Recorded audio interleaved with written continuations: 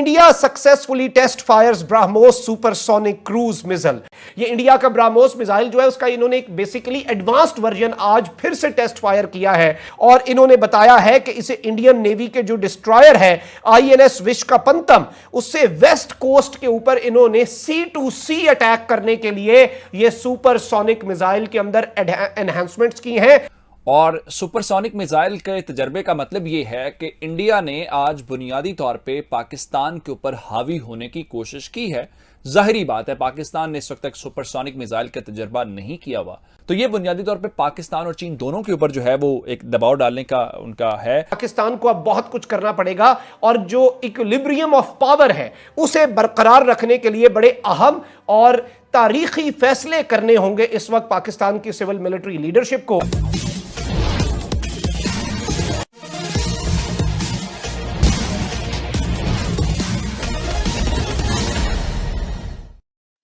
कल भारत ने BrahMos supersonic missile का टेस्ट करके एक साथ चीन और पाकिस्तान दोनों को पैगाम दे दिया है कि अगर ये दोनों देश मिलकर भी भारत के खिलाफ कुछ साजिश करने की कोशिश करते हैं तो फिर भारत इन दोनों देशों से एक साथ निपटने के लिए तैयार है। यही नहीं, भारत ने उन सभी देशों को जिनका चीन के साथ सीमा विवाद चल रहा है और चीन के पड़ोसी हैं उनको भी यह ब्रह्मोस मिसाइल उपलब्ध कराने का वादा भी कर दिया है।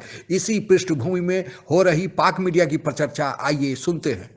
India successfully test fires BrahMos supersonic cruise missile और ये 2.8 मैक पे गया, यानी कि ये 2.8 गुना स्पीड ऑफ जो साउंड है आवाज की रफ्तार से ये उससे भी ज्यादा तेज इंडिया ने जो ब्रह्मोस का तजुर्बा है वो कर लिया है। ये इंडिया का ब्रह्मोस मिसाइल जो है उसका इन्होंने एक बेसिकली एडवांस्ड वर्जन आज फिर से टेस्ट फायर किया है और इन्होंने बताया है कि इसे इंडियन नेवी के जो डिस्ट्रॉयर है आईएनएस विशाखापत्तनम उससे वेस्ट कोस्ट के ऊपर इन्होंने सी टू सी अटैक करने के लिए यह सुपरसोनिक मिसाइल के अंदर एनहांसमेंट्स की हैं, एडवांसमेंट्स की हैं। उसने यह कंफर्म किया है कि इस मिसाइल ने अपने टारगेट को बहुत प्रिसाइजली यानी कि बिल्कुल एग्जैक्ट लोकेशन पर जाकर हिट किया है। इंडिया की जानिब से एक सुपरसोनिक मिसाइल का तजर्बा किया गया है और सुपरसोनिक मिसाइल के तजर्बे का मतलब यह है कि इंडिया ने आज बुनियादी तौर पे पाकिस्तान के ऊपर हावी होने की कोशिश की है। जाहिरी बात है पाकिस्तान ने इस वक्त तक सुपरसोनिक मिसाइल का तजर्बा नहीं किया हुआ और सुपरसोनिक मिसाइल के तजर्बे का मतलब यह है कि उसकी रफ्तार, दूसरा रडार को डॉज देना और तीसरा जो उन्होंने स्टेल्थ टेक्नोलॉजी का इस्तेमाल है वो इस हवाले से बड़ी इंपॉर्टेंट बात है कि 72 घंटों के अंदर 3 मिसाइल के तजर्बात होना बड़ा मानी रखता है, जिसमें सबसे पहले जो है आपने देखा कि अग्नि 5 जो है ये भी एक बैलिस्टिक मिसाइल था, उसका तजर्बा किया गया। उन्होंने चीन के ऊपर भी और पाकिस्तान के ऊपर भी एक दबाव डालने की कोशिश की है। उनके 2 इस सिलसिले में दावे हमारे सामने आए हैं और जो जितने आमतौर पर क्रूज और बैलिस्टिक मिसाइल्स होते हैं ये उनसे हट के जदीद वेरिएंट है जिसका आज उन्होंने तजर्बा किया है। जाहिरी बात है ये एक जदीद टेक्नोलॉजी है और ख़ासकर जो आप उसका काउंटर जिसको आप कह सकते हैं जिसमें मुख्तलिफ किस्म की रडार्स होते हैं, इंटरसेप्टर्स होते हैं या मिसाइल डिफेंस सिस्टम होते हैं, ये उन चीज़ों के हवाले से एक जिद्दत है। अगर आप ये कहें कि उसको आपने काउंटर करना है तो जाहिर बात है उसको काउंटर करने के लिए आपके पास उतनी जदीद टेक्नोलॉजी होनी चाहिए जो कि आमतौर पर अभी तक हमें के नज़र नहीं आती। तो ये बुनियादी तौर पे पाकिस्तान और चीन दोनों के ऊपर जो है वो एक दबाव डालने का उनका है। ये सी टू सी वेरिएंट है। इसका मतलब ये है कराची और गवादर के जो साहिल हैं वहां तक उनकी वो पहुंच अपनी रखना चाहते हैं और आवाज की रफ्तार से 3 गुना तेज अपने टारगेट को जो है वो हिट करता है। आज सबसे पहली बात तो यह है कि ये चीन के साथ जो मुज़ाकरात हैं और चीन के ऊपर दबाव डालना क्योंकि S-400 और फिर राफेल तैयारे, उसके बाद सुपरसोनिक मिसाइल, दूसरा पाकिस्तान को दबाव में लाना है। और पाकिस्तान क्योंकि मैंने आपको खबर आज दी थी कि फ्रांस के पास चूंकि यूरोपियन यूनियन काउंसिल की जो प्रेसिडेंसी है वो जून तक आ गई है, तो इंडिया फ्रांस के साथ मिलकर एक लॉबिंग कर रहा है कि पाकिस्तान के पास ये जो वेपन्स आ रहे हैं यूरोपीय यूनियन के ममालिक से वो नहीं आने चाहिए और दूसरी जानिब ये सारा कुछ कर। इस तरह से पाकिस्तान का हमसाया मुल्क पिछले 5-6 साल से दिफाई मैदान के अंदर इस कदर तेज रफ्तारी से आगे बढ़ रहा है कि जिसकी मिसाल नहीं मिलती।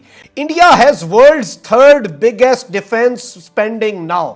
2020 के अंदर यह रिपोर्ट सामने आई कि भारत दुनिया के अंदर दिफाई अखराजात करने वाला दुनिया का तीसरा बड़ा मुल्क बल्क बन चुका है। अमेरिका के साथ डिफेंस डील्स, फ्रांस के साथ डिफेंस डील्स, इजराइल के साथ डिफेंस डील्स, ये सारी की सारी इसी इंडिया की पॉलिसी का एक, इंडिया ने अमेरिका से वेपन्स की प्रोक्योरमेंट भी बहुत ज्यादा बढ़ा दी। सुपरसोनिक मिसाइल्स जो हैं उनके अंदर इंडिया जो है वो बहुत ज्यादा इंडिजिनसली और दीगर मुल्कों के साथ काम करके उन्हें डेवलप कर रहा है। और इसी तरह का मामला इस वक्त हुआ है। पाकिस्तान को अब बहुत कुछ करना पड़ेगा और जो इक्विलिब्रियम ऑफ पावर है उसे बरकरार रखने के लिए बड़े अहम और तारीखी फैसले करने होंगे इस वक्त पाकिस्तान की सिविल मिलिट्री लीडरशिप को। और इसमें जाहिर बात है सिविल लीडरशिप और इकोनॉमिक जो पोजीशन है पाकिस्तान की उसे बेहतर करना सबसे ज्यादा जरूरी और सबसे पहला मरहला होगा।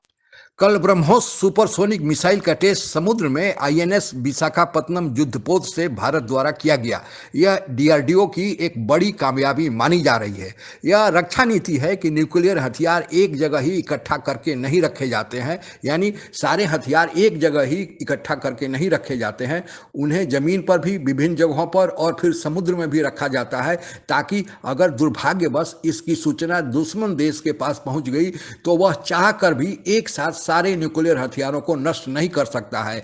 उसी रणनीति के तहत इसे कल आईएनएस विशाखापत्तनम युद्धपोत से इसका परीक्षण किया गया और वहीं पर बाकी भी कुछ जो न्यूक्लियर हथियार रखे गए हैं उनके साथ यह भी हथियार शामिल हो जाएगा। दूसरा फायदा यह होता है कि युद्धपोत का ठिकाना बदलते रहता है, इसलिए अगर किसी युद्धपोत का पता भी लग जाए तो चूंकि ठिकाना बदलते रहता है तो उस पर रखे मिसाइल को भी नष्ट करना मुश्किल होगा। और तीसरा फायदा यह होगा कि युद्धपोत को जिधर जरूरत हो उधर ले जाकर दुश्मन देश पर निशाना लगाया जा सकता है। तो इन तीनों कारणों से भारत ने कल जो परीक्षण किया है वह बड़ा महत्वपूर्ण माना जा रहा है। सबसे खासियत बात इस मिसाइल की यह है कि यह इसका स्पीड 2.8 मैक यानी साउंड के स्पीड से, ध्वनि के स्पीड से 3 गुना ज़्यादा है। और साथ ही इसमें स्टील्थ टेक्नोलॉजी लगी हुई है, इसलिए कहा जा रहा है कि यह दुश्मन देश के राडार के नज़र में भी शायद न आए और बिना नज़र आए यह जाकर अपने ठिकाने पर लग सकता है और काम दुश्मन देश का तमाम कर सकता है। डीआरडीओ के सूत्रों के अनुसार यह केवल पहला कदम है। डीआरडीओ ने यह भी तैयारी कर लिया है कि जल्द ही hyper supersonic missile BrahMos missile को वह डेवलप करने जा रहा है और उसका काम अंतिम स्टेज में है और टेस्ट जल्दी ही होगा। उसका खासियत यह होगी कि इसकी स्पीड केवल 3 गुना ध्वनि के स्पीड से ज़्यादा है। वह जो हाइपर सुपरसोनिक होगा उसका स्पीड 8 गुना ज़्यादा होगा, तो उसे दुनिया का कोई भी रडार डिटेक्ट नहीं कर पाएगा। लेकिन भारत के पास अटैक करने की कैपेबिलिटी बहुत ही ज़्यादा है, वर्ल्ड क्लास है। लेकिन हमको अब ज़रूरत है कि एंटी डिफेंस मिसाइल सिस्टम का डेवलपमेंट करें, जैसा कि S-400 हमने रसिया से लिया है।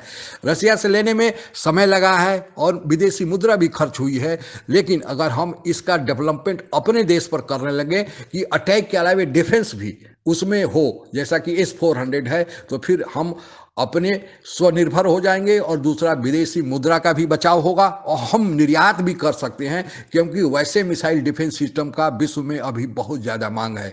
आज हम यह डीआरडीओ को इस सफलता पर बहुत बहुत बधाई देते हैं और कामना करते हैं कि हमारी रक्षा जरूरतों को डीआरडीओ और भारत सरकार मिलकर ऐसे ही पूरा करते रहेंगे, ताकि दुश्मनों को संदेश जाते रहे कि भारत किसी से कम नहीं। आज के लिए बस इतना ही। जय हिंद।